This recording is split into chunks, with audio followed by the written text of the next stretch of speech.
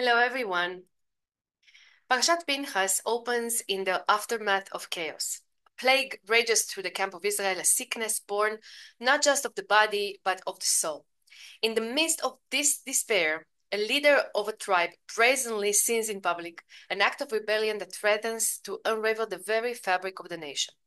Pinchas, the grandson of Aaron, the high priest, sees this and is filled with zeal. He takes a spear and ends the desecration. And just like that, the plague is halted. But we are left with a disturbing question. Is this holiness? Can an act of violence, no matter the intention, be the path to God? Our sages, the Chachamim, approach Pinchas with caution. They teach that zealotry is a fire that can consume. It is not a path for everyone, not for every moment. They question and analyze, telling us that had Pinchas come to ask the court for permission, they would have told him no. An individual must not take the law into his own hands. And yet, God himself validates the act.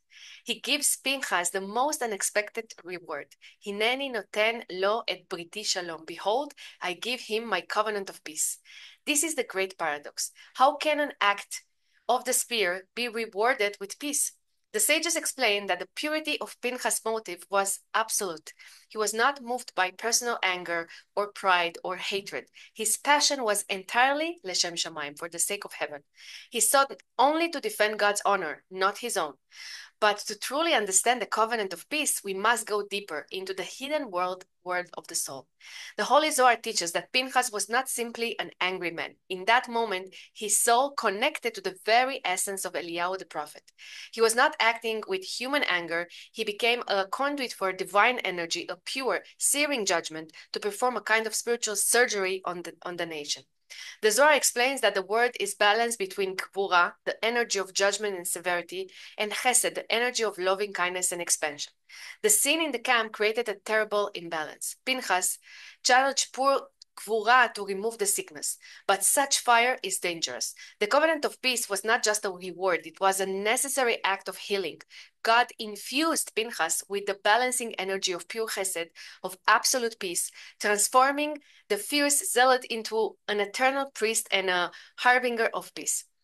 Parashat Pinchas, therefore, is not a celebration of violence. It is a profound lesson in transformation. It teaches us that true passion for holiness is not about anger at others. It is a selfless fire that seeks not to destroy, but to heal and restore balance.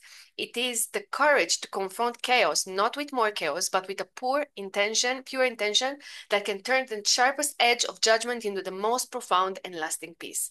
So, let us learn from the story of Pinchas. Let us learn to look within, to find our own capacity for passionate conviction, and to ensure that this fire is always used to build, not to break. May we, like Pinchas, merit to transform our deepest zeal into a covenant of true and lasting peace. Shabbat Shalom.